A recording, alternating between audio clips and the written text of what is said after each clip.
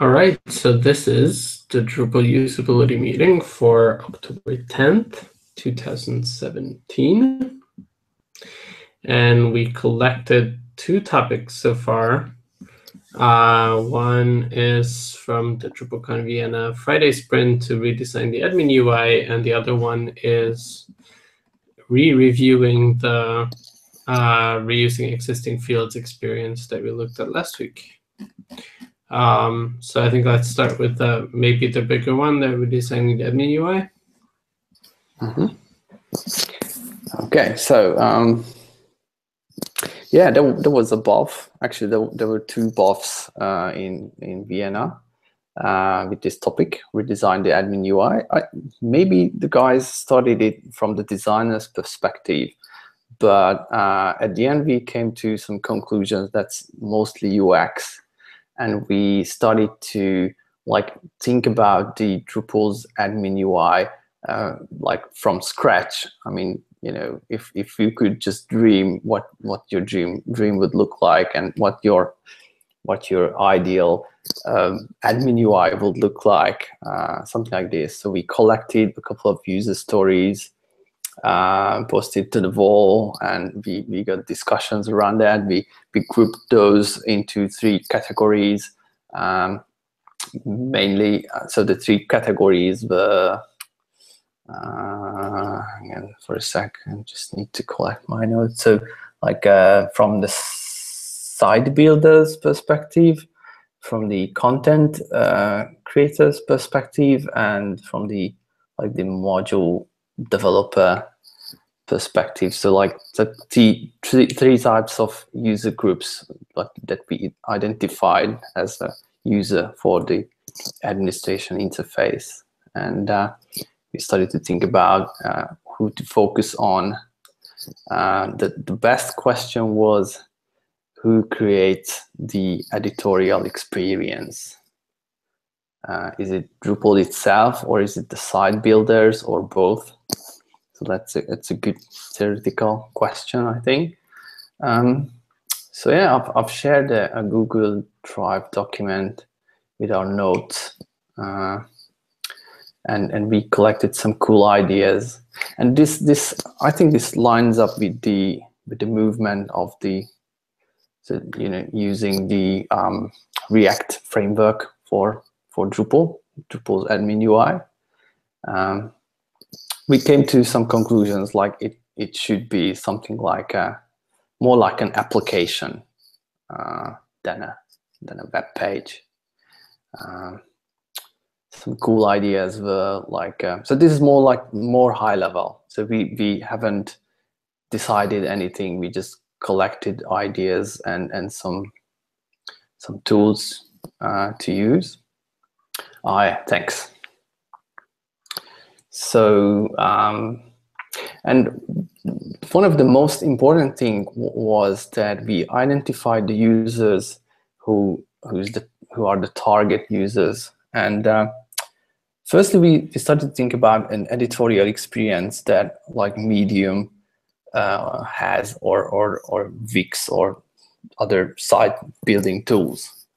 But we came to the conclusion that that's probably not the main focus, because Drupal's main focus, this ambitious digital experience thing, drives us to those users who are mostly e-commerce, publishing, large community site, education, government, or even headless. So this requires a totally different approach than like a Medium style editing experience. But we think that we can achieve both a bit. I mean, we can still have an easy to use interface, and one of the ideas was to remove the tools to use the edit from the page. So think about what Photoshop does. So Photoshop has the content in the main area, and you have tools on the right and on the top. And basically the idea would be the same, like having a toolbar at the top with the main actions like save, delete, cancel, publish, unpublish, whatever, and having some like for example moving all the metadata to the right side. And this would include custom fields, because my experience is that sometimes so there are fields that controls how for example how a node would be displayed. Is it promoted to the front page, or is it published and whatever? But we usually use custom fields for these kind of things as well. And those custom fields are mostly in the content area when you edit the node. But those fields are actually meta fields.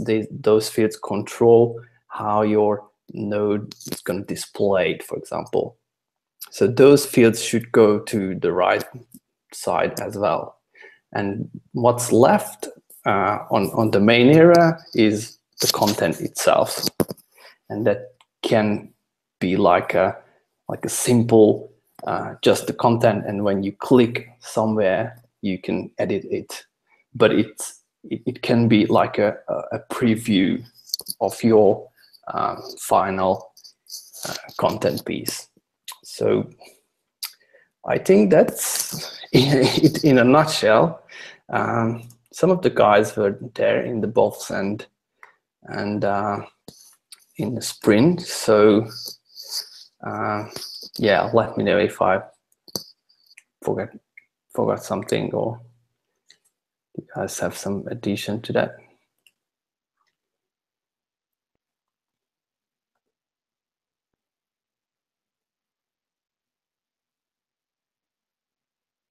No. Take silence as no. Okay, so the question is if it's a good idea to build an admin interface like this. We need to have a team who should work on this.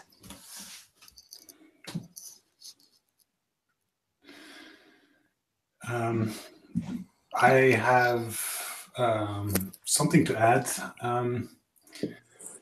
Some people from the Thunder team, the Thunder distribution, reached out to me because they are planning, or at least exploring, what it would mean to create a, let's say, white label admin theme or base theme. They are looking to create an administrative theme, so for the Drupal admin UI, that could serve as a starting point for brands, right, to add their color scheme or logos and maybe some other customizations on top of. I had a quick conversation with one of these people yesterday, and they were also looking for technical advice, which maybe this meeting is not necessarily the right forum for, but I will reach out to some of the theming experts, what it would mean to, architecturally, what it would mean to create a new base theme, or starter admin, white label admin theme that can be adapted to specific branding wishes, that can be customized. And since it's the Thunder team, their philosophy is always to try and do it as close to core, or maybe even for core itself, as close to core as possible. So there's a potential for a team that wants to work on a new Drupal 8 based theme, right? They are now extending, I guess, Drupal. Well, I'm not sure what they exactly do, but they have Drupal. The 7 admin theme is, of course, an old theme, technically, and also in look and feel. It's getting long in the tooth. So they are looking for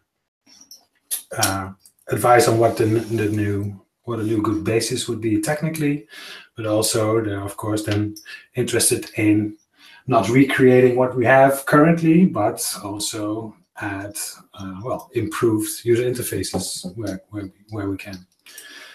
I painted the picture, right? We have the JavaScript framework discussion, which is a playground for exploration, possibly.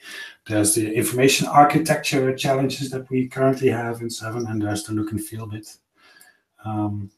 Yeah, it's good to know that there's, in that part of the Drupal universe, there's a couple of people exploring what it would mean to start from scratch, but then create a reusable admin theme. So that's good to know.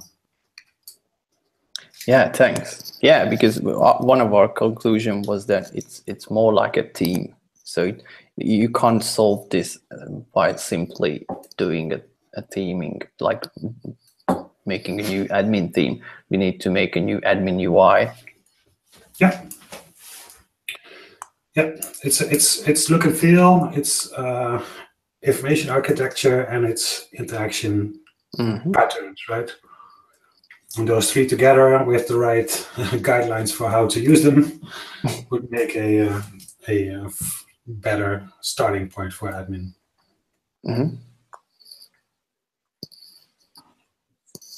Yeah, thanks. Yeah, so I will have to talk with some theming experts in exploring what it would mean technically to create a new base, because they're also, of course, looking for the customization bit, because they're looking for a SaaS-based styling, CSS workflow, etc. I couldn't necessarily advise on that part, but yeah, there's more people that are thinking about this. So. Cool. Yeah, that's good to know. We should join forces, and we have a channel in Slack called #admin-UI.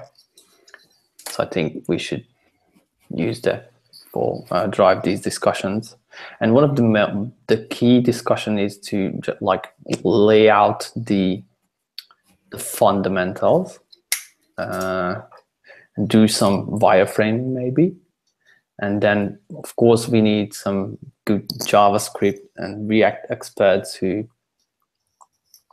can help us to at least plan this UI and how it would interact with Drupal. That's my, from the technical perspective, that's my question and concern. And of course, we need a design for that, which is good that we have designers in here. So yes, we have designers. We don't necessarily have somebody who's has signed up to do the new Drupal UI yet, but yeah, certainly. Yeah, so there's different initiatives with the JavaScript framework, prototyping, etc. What you'll also remember, I think, Antje from our discussion in Vienna, the lady with the red hair, and she's been presenting on the information architecture challenges in admin UI as well. So she's definitely pulling on that side of this effort for coming up with heuristics or guidelines, best practices for structuring where to put your thing as a concept module, right? That's basically where these 3 groupings that we came up with the sticky notes are also about. Anyway, yeah, lots of moving parts. It's we have to beware not to get into some chicken and egg, right? We shouldn't be waiting for each other, but we should also start. But then, and not to start competing projects as well. Yeah. Okay. So if the work starts with this proposal for a design or something like that, will it collide with our React stuff? So the idea is just move forward whatever the others are doing, or is there any kind of communication right now, or any decision already made somewhere? Which the Thunder thing I discussed? Yeah, for example, them, or I think the other. Oh no, I don't think we have a specific issue somewhere in the queue right now that says Drupal 8 admin UI the plan. Yeah, we should probably start have at least one starter issue around this in the ideas queue, just to have a reference to it. Is that what you mean? Maybe. Yeah, that was exactly the idea. Good point. Yes. Yeah, if we'll have time, I can create an issue for that. Yeah, please do. It's just to get things started, right? It doesn't have to be complete. It doesn't have to be finished. It doesn't have to be done.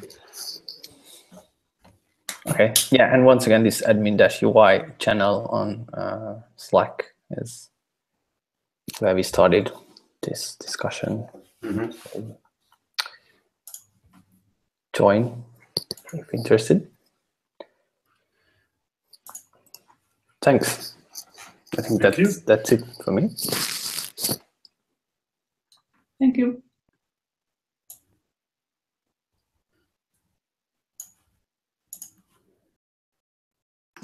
So the next topic we had lined up is reviewing the experience of cloning a field from Benji.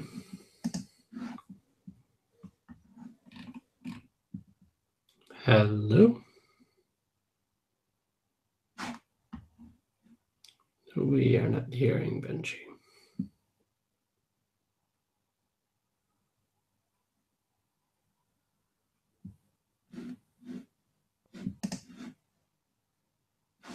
He is unmuted though. He seems to be having audio issues. Any other topics that people wanted to bring up? Now that we have more of us. Angie, I tried to ping Ethics again for this meeting, and he does not seem to be available. Okay. I saw that issue did get created, though, earlier today or yesterday or something. So that's cool. That issue, sorry. So if you want to talk about that while Benji is trying to figure out his. Sure. I'm not all that we need. Okay, I'm going to share my screen. Doop. All right. So this issue, 291 is where we split off, define a new DB log UI. So the backstory here is a bunch of people got at DrupalCon, and by people I mean framework managers, core committers, JavaScript maintainers, and maintainers that text. You know what? We've decided it is actually a good idea to put a library in core so we could do some kind of next gen UI specifically, while still retaining the ability to do, you know, whatever people want on the front end. There's a hello. All right, he changed it to something very snazzy. Anyway, there we go. This is what we're trying to do. So we're trying to make Drupal itself framework agnostic. So you want on your front end. However, for the administrative backend that Drupal ships with, which is like things like anything under admin star, basically, we would pick a JavaScript framework, one JavaScript framework for all with building Ajaxified, responsive, waka waka kind of things. So don't look like, you know, a PHP CMS that was built in the 90s, which, you know, to a large extent we currently do. So at DrupalCon, a bunch of people got together around this green box to figure out what should be the thing we use for Drupal core on our administrative backend, and came up with the proposal for React. I like React because it is very popular, has a huge amount of modules, or well, we call them modular libraries, whatever, but a lot of different things you can plug in. There's a lot of people who know it. There's a lot of great tutorials out there. It's backed by a company, which depending on your perspective, but it's backed by Facebook, which means there's no danger of, you know, them not continuing to maintain it because they need it commercially for lots of different things. And blah, blah, blah. There's a bunch of different things in here of like why they want it. Proven maturity, used by other large projects, et cetera, et cetera, et cetera. Support in the community for other libraries. So for example, Vue, which people like because the main reason seems to be that it has a shallower learning curve than React does. And also the fact that it is a, while React was recently licensed MIT, that's like the third or fourth license. Just have, so people are a little bit nervous about that. They also like the idea of supporting an actual like truly open source project and not one to the closed garden web and this kind of thing. And then there's yet another thing for using web components, which is then the W3C spec, and using Polymer as the polyfill because web components aren't supported in all browsers yet. Anyway, so there's all these different competing discussions about which JavaScript library to settle on for this green box. I left that. So one is a proof of concept that can be built in each of those different technologies, plus whatever else people might come up with, so that we can kind of get an idea of what they would each look like by ADDX 291.15262, which links to all the ones that I just talked about, which has a mock-up of what the reason they picked DDLog is because it is not like an 80% page. Like it's not a page you go to all the time and just, you know, vigorously reload and sit in awe of its power, you know, that kind of thing. So it's a pretty neutral page as far as that goes. There's nobody out who works now. It's also like a great way to test some of the stuff like data binding and but not super complicated in that, like if we were to pick, say, for example, the admin content page, bunch of in it, like you can apply bulk operations to things, and then we have to somehow work out the form things with this library, which we didn't want to do the first time out, just kind of like a step zero in the part of like seeing what these different things would look like and that kind of thing. So what we're trying to do in this issue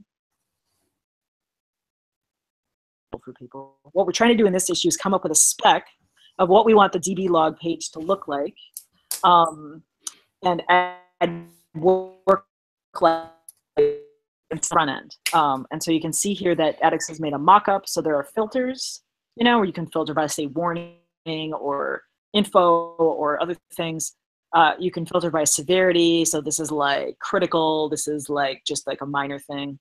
You can do a show all.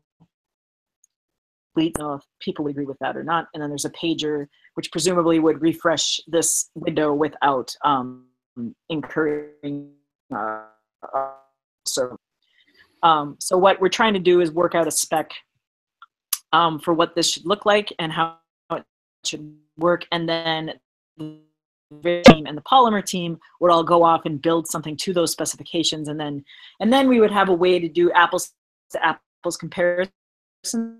Again, it really is that much harder than Vue as it's been worried about, or if you know, one of them has a particularly great, has a particularly smooth way of doing things, that kind of stuff. So I thought it might be helpful for this team to look at this spec and see UX team, like if we agree with this specification, or if we have other things we'd like to see here. So currently on the initial page load, it's showing the last 50 logs, the last 50 log entries sorted by date descending. So the latest would show up here and the rest would filter. And it's showing, it defaults to showing all of them. And then the filters and the severity would be separate filters after that.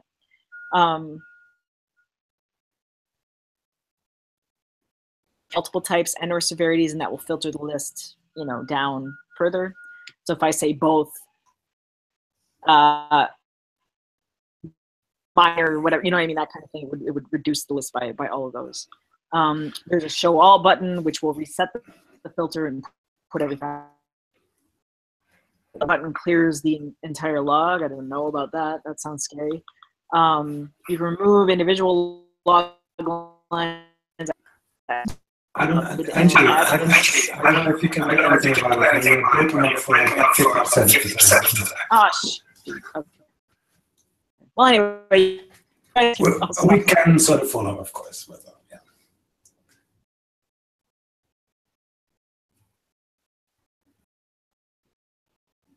yeah. So basically, it's a question of this team whether we have opinions on other things that this should do. Like one thing that was brought up in one of the issues is for this to automatically refresh. So say you were looking at this screen and someone searched a term, you would see the search term show up here. You know, like if you're on Facebook and someone's typing a comment and they get posted the comment while you're looking at an article, the comment will show up in the message. So that would be one can't do with a PHP-based UI that would show off the power of JavaScript. But right. So are they looking? Because it looks like there's room to improve DBlog, right? It's not recreate what's there. It seems that there's room for create a better DBlog.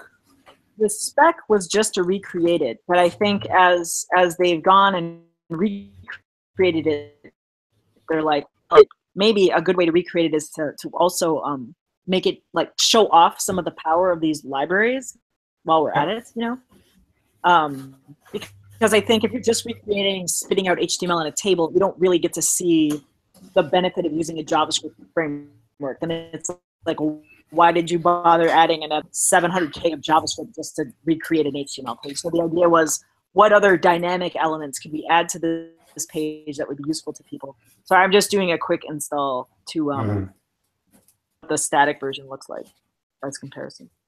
So I think that's where this conversation is headed is as long as we're recreating this page anyway, the point is, how do we show off the kinds of cool things we could do with the JavaScript library at the same time?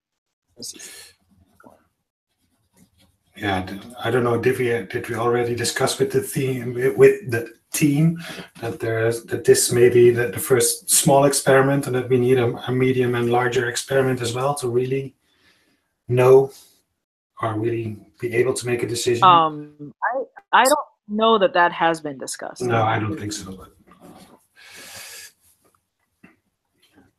just trying to say that maybe this is not the place to do all the reinvention. But yeah, still.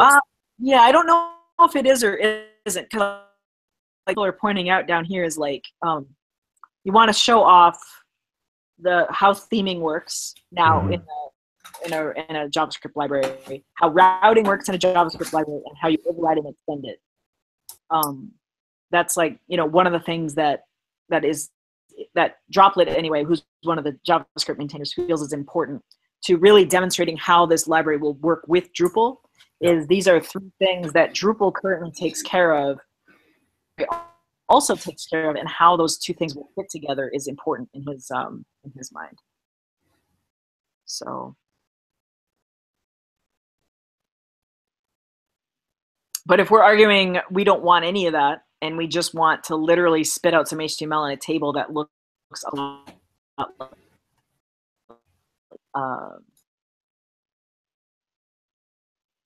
come on, there we go. This thing. Go to reports and go to recent log messages.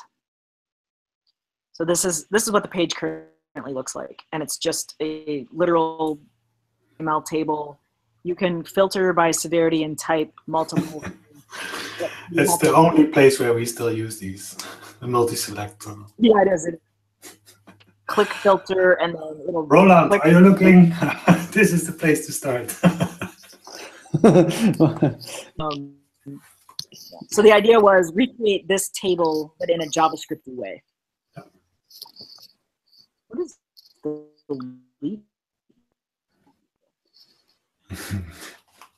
Yeah, I did.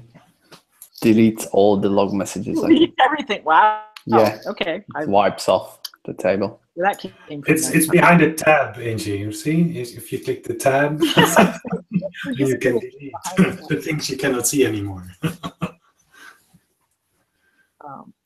Anyway, so I tend personally, I can start off for a minute. I tend to agree with Droplet that I think that the interesting parts of the thing I'd also like to see happen, ideally, again, I don't know if it's in this issue or in a different issue, but ideally it would be this doing because we're using JavaScript library. Because that a lot of people are like, why are we even doing this? Like, why do we need a JavaScript library? What's wrong with this page itself?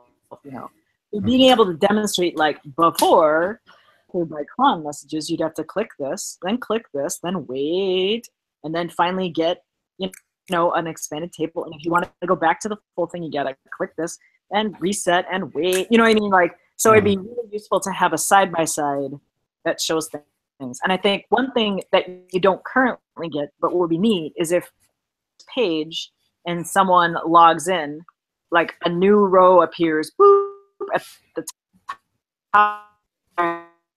Blah blah blah user,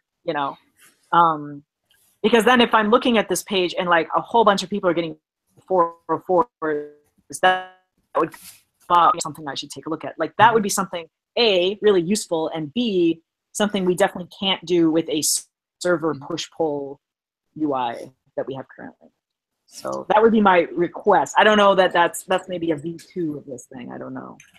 But I think that would be potentially bad if you have lots and lots of messages being logged. I'd rather have something like Twitter where it says, you have 5 new logs. Do you want to show them here? Rather than constantly pushing stuff to my screen. Sure. Yeah, if you guys are familiar with the Acquia's syslog UI, that's like the same. So when you look at the screen, it's just showing the most recent messages, and you can filter by type and stuff. So yeah, I totally agree that it would be good to also show off what these libraries are capable of. And of course, that's the reason why we, I think, why we trying to introduce a new library, because we're not happy with the current administration interface, and we want to make it better. So it would be good to maybe, like, you guys can do it in 2 stages. So stage 1 is just to recreate the same functionality what we have currently, so we can do like an apple-to-apple comparison, and then we can on a stage 2 you can introduce new features like loading, live loading, and filters and search, whatever. Nope, I think that's a good idea.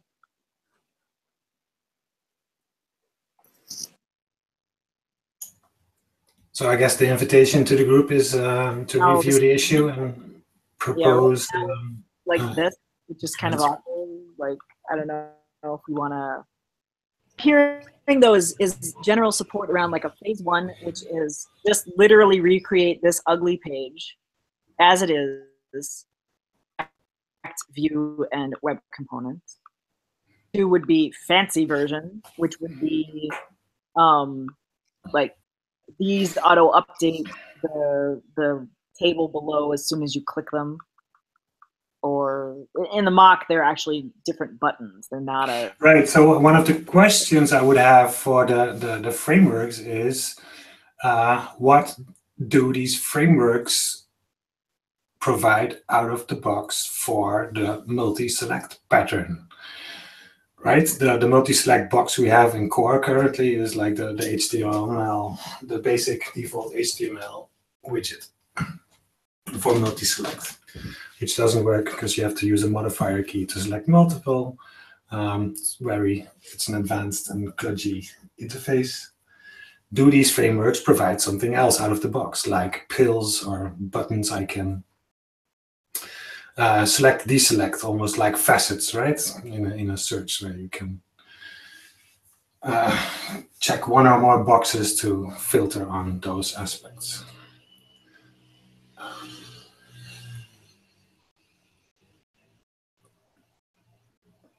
yeah, trying to figure out what do these frameworks provide for this pattern of multi-select. You know, one advantage of first emulating the existing screen is that it'll give us a chance to see what it looks like to modify override, which is one of the points that was raised on that issue. Good point. Right, what is the default we would get for, yeah, let's take the multi-select example here. And then, well, we're thinking about having it look like facets or checkboxes, and how does that work? Yeah, because if we have to start looking for designs and this kind of stuff, it can just get a lot of time and just make everything slower, for sure. Yeah. Of course, we want to lead with design, but we can't always. So. Yeah, but of course, just practical, right? Deciding the design only with this page is, I think, it's not. No, it's not useful to go all out on just this one interface.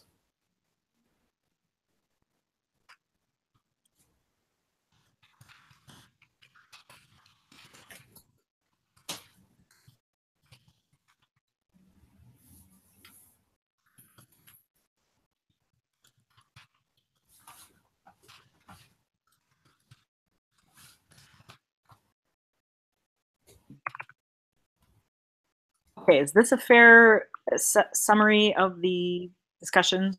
So we're having here a stage 1 version that just creates its DB log as a place to start, key things to look for, what does it mean to override CORE's output, what does it mean to provide themable output from a JavaScript framework, 2, having improvements over the existing UI, search box, filtering the results by keyword, without a server refresh. Auto yeah, I wasn't even sure. Is this a search or a filter? Assume it's a filter. I don't know. Like, we don't currently have a search box here, so we would have to. Right. So I think it's just because search looks beyond the page, right? And filter is just what you see. Yep. Auto update. Show off what these new values. I put out of the box or with a popular add-on, just because I know some of these libraries are deliberately small and don't include a lot. Sure. Those would be, actually, let's do that one first, because that's probably easy. And then search box and then auto update. And I think less interested in the form API parts. Is that true? Or because I thought one of the reasons we picked this thing is because there isn't a form. Exactly. Like,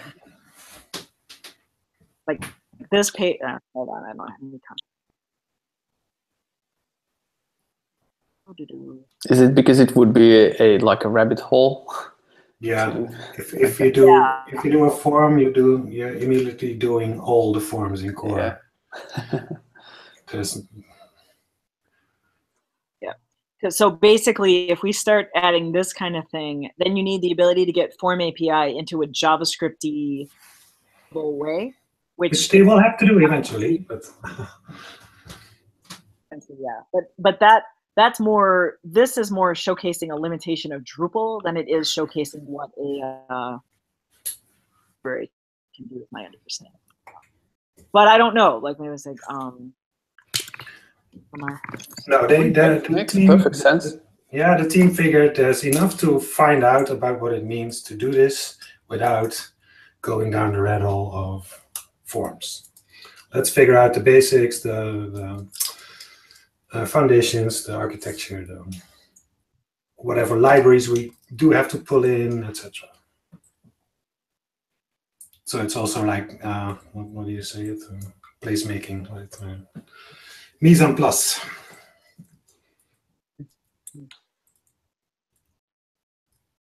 Look good? Oops. Can I post this? I like leaving meetings with no technical debt, so. Yeah, very good. One more thing. In the current version, when you hover over one of the log messages, it gives you the full version of the log message, and it would be interesting to see alternatives to that functionality. Does it? That's a good idea. Oh, you can view. Oh. Right. Like this. Not all, but the top one you can view. Hmm. See, there's operations. Yeah. Let's put that under here because that seems slightly easier. Yeah, expand in place.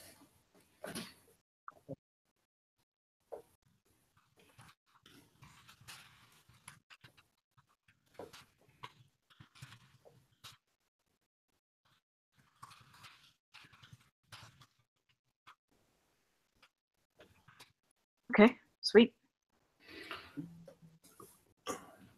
Put a note on top that this is from the UX meeting. Oh yes, sorry. I do not want to take credit for everyone else. No, I'm not. Oh, I literally. you. I'm just trying to get rid of all my dashes because that drives me nuts. Okay. Discussed.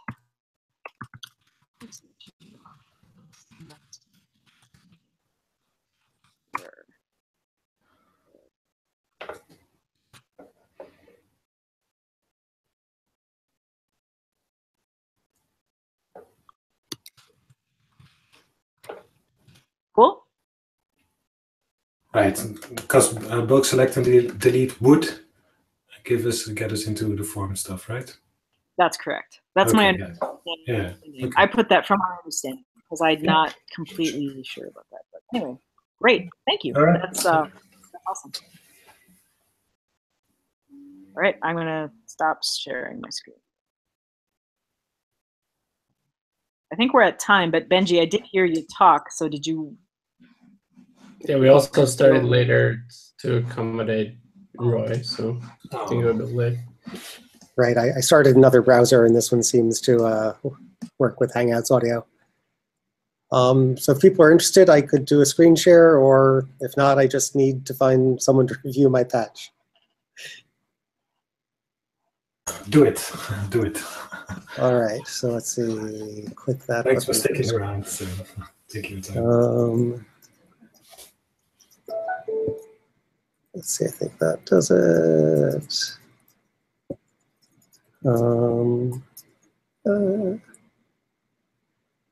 So is that working? Are you seeing my screen? Yep. Okay, good.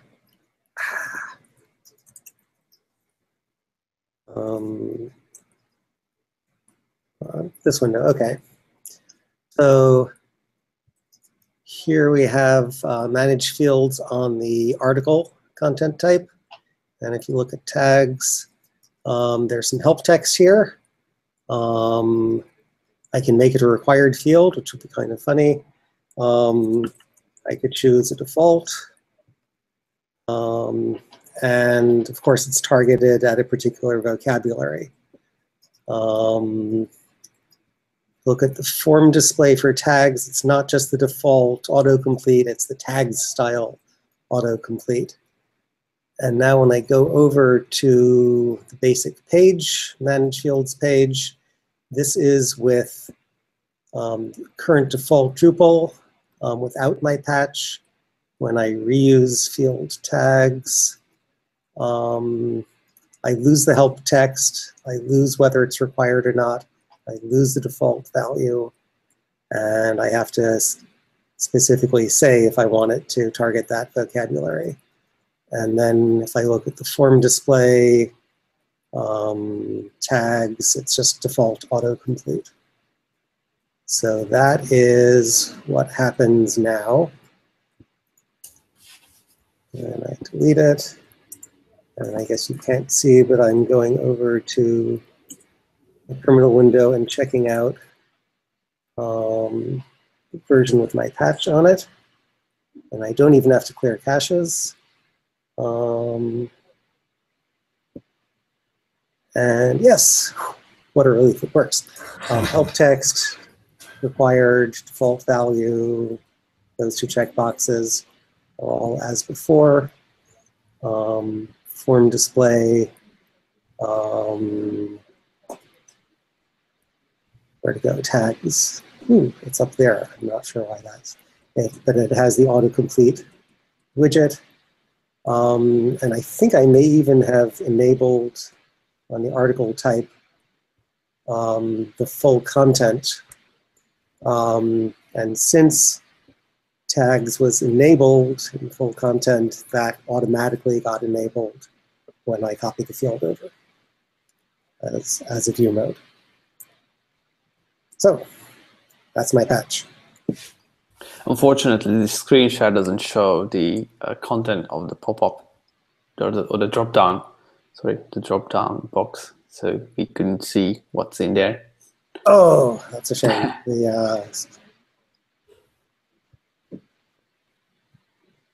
So you don't see this drop-down? Yeah, we don't see that. You'll just have to take my word for it then. So you have to do a screenshot.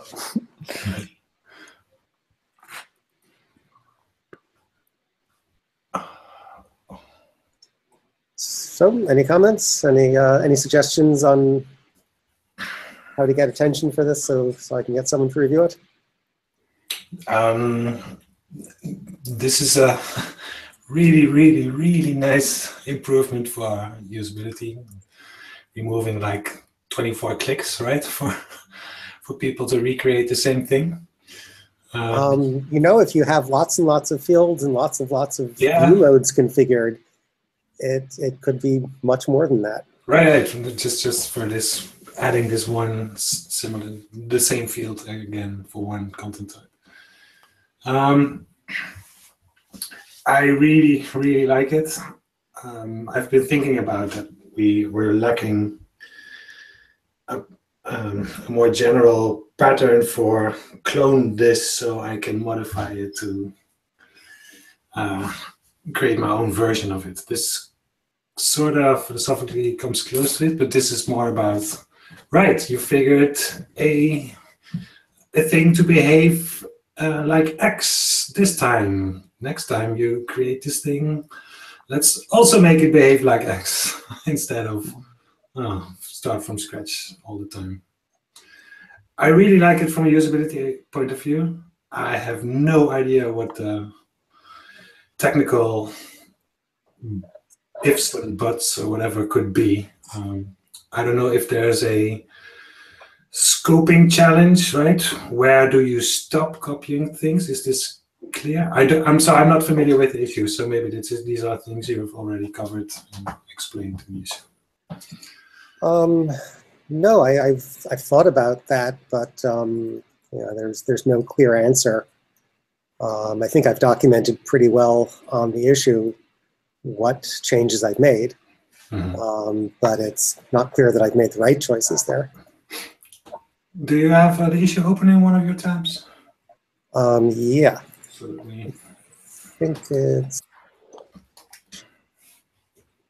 Yeah, because last week discussion was about the concerns of what's in the drop down. So, you know, these defaults or using one of the bundles settings. That's right. So the previous version of the patch, I didn't want to lose the possibility to have the previous behavior. So I forced the user to choose, well, if I want field tags and it's already configured on article and 3 other content types, which configuration do I want to copy? And that made the select list different from what it currently is with using opt groups, so that you choose a field and then within an opt group you can choose which bundle you want to copy settings from. So now it's the same choice as you currently have, but the defaults you get on the follow-up screen are just magically different. So what happens if the same field is being added to multiple content, multiple like bundles or node types? So it chooses one of them, and let's see, I haven't yet figured out, I have to refresh this page. haven't yet figured out what I think the right behavior is. Should I copy the configuration from the very first time the field was added or the most recent time? And then once I've decided that, I'll have to see what it takes to implement that. I think we need to give the user a choice, because if the application chooses from whatever, it may lead to, you know, some funny moments. So I wouldn't like it if the application copies some of the fields. I need to know what to copy, what to use as a basis. So I think we need to give the users a choice which bundle setting they want to copy, because bundles can be so much different, and this whole patch doesn't make any sense if it doesn't copy the right one. You know, if I have 5 node types and I have completely different configuration for the same field, and I create another one and it doesn't copy the field setting that I want, this patch doesn't make any sense to me, because I have to do the manual steps anyway. So that's sort of an open question. How common is it to have the same field on 5 different content types and have very different configuration on those 5? I think very common. And then Angie's point last week was that at the point where you're adding the field, that's sort of asking a question that many site builders won't understand the question, and they won't understand how to answer it correctly. So the previous version of the patch did it the way you're suggesting.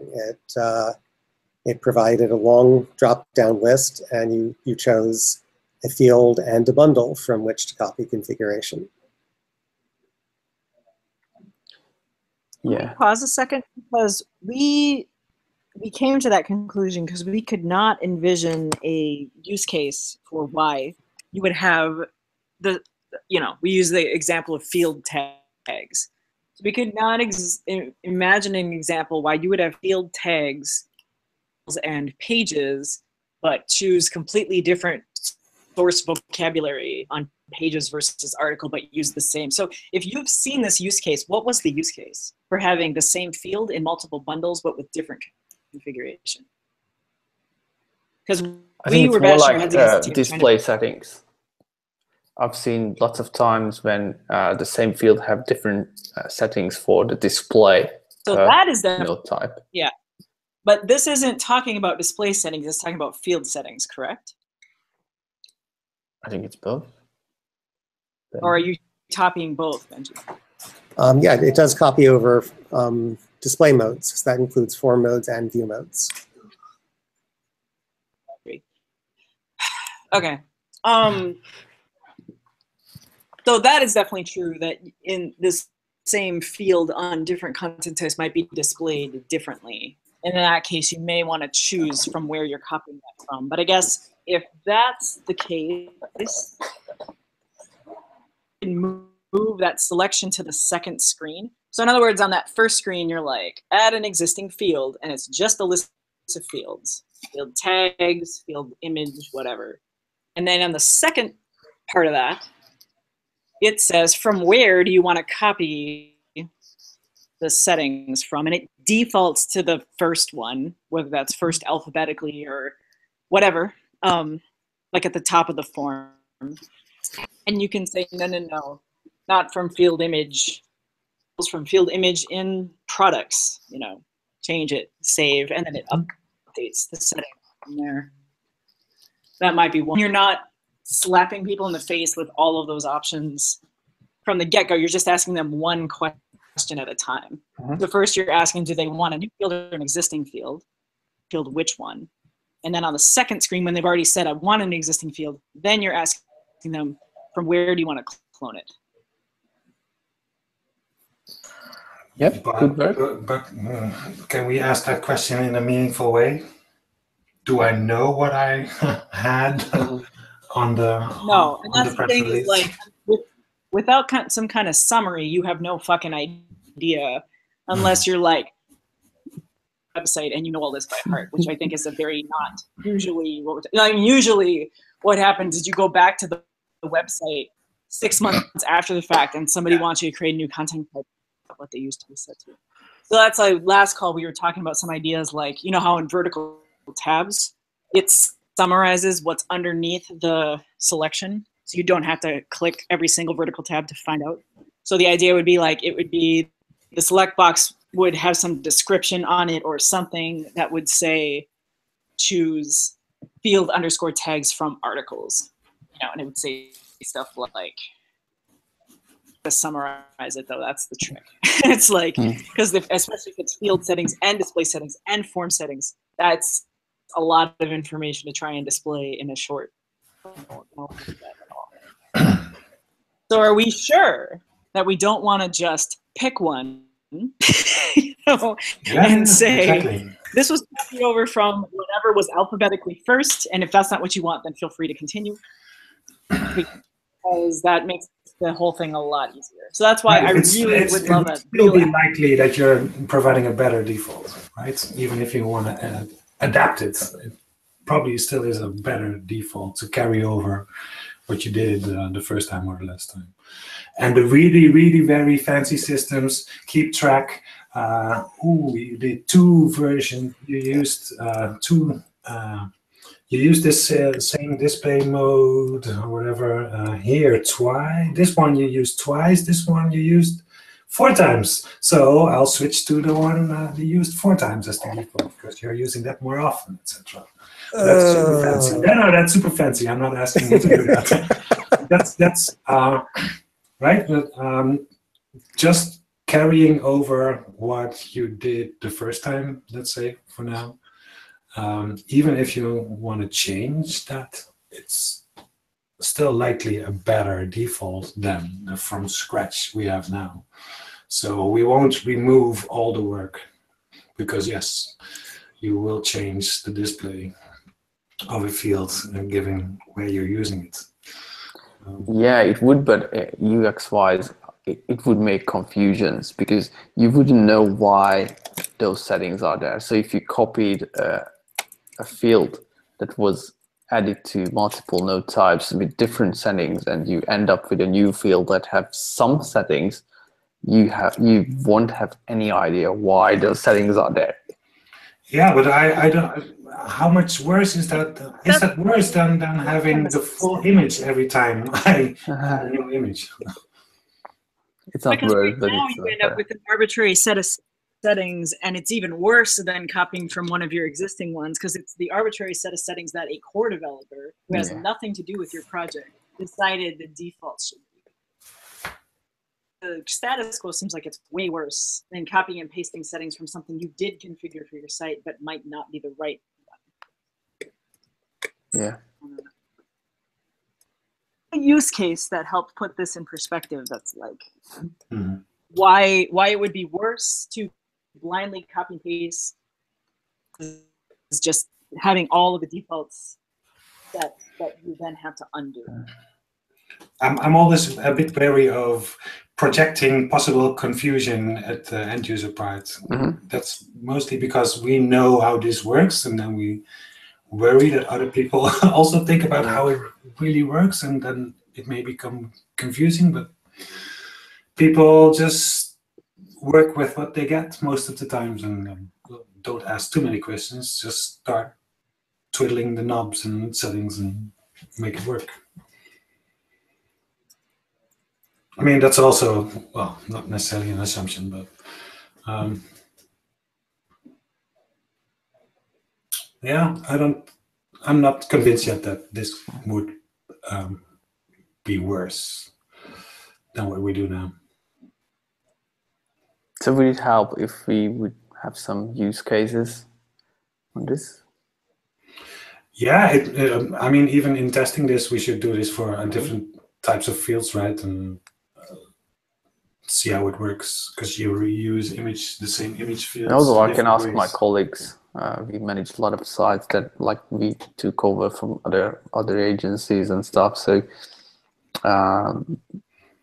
sometimes when you don't know what the default settings for a field is and stuff, so maybe they have some good ideas.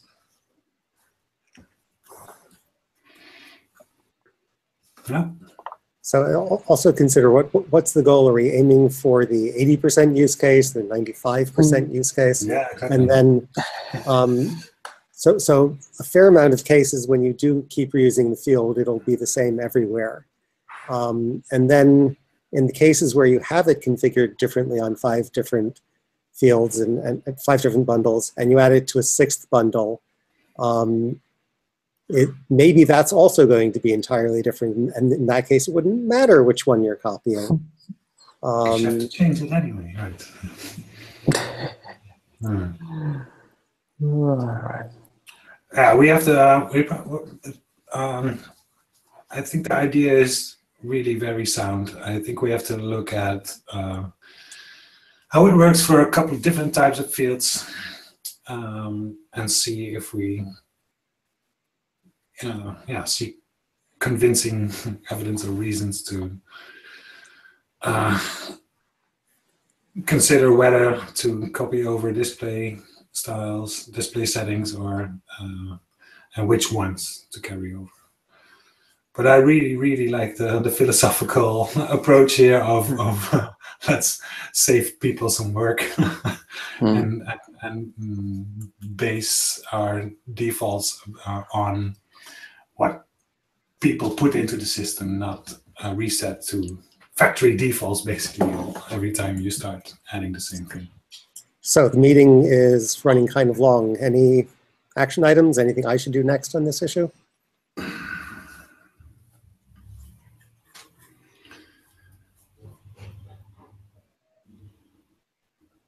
I can help together some use cases.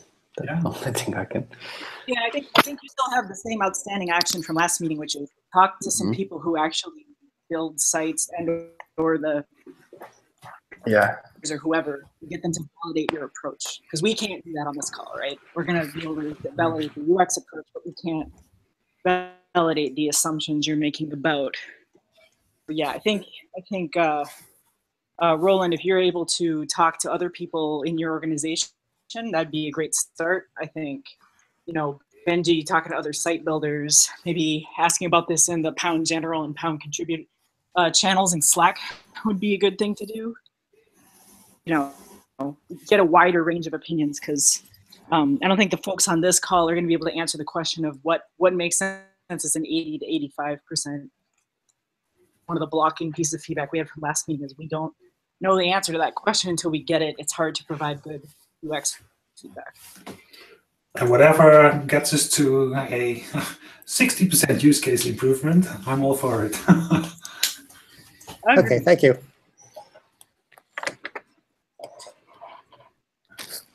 Thank you. All right. Gabor, you want to do the outro? Sure. Okay, so we're definitely out of time now. Thanks everyone for coming this week, and keep up the great work. See you next week. Bye, all. Goodbye. Bye. See you. Thanks, all.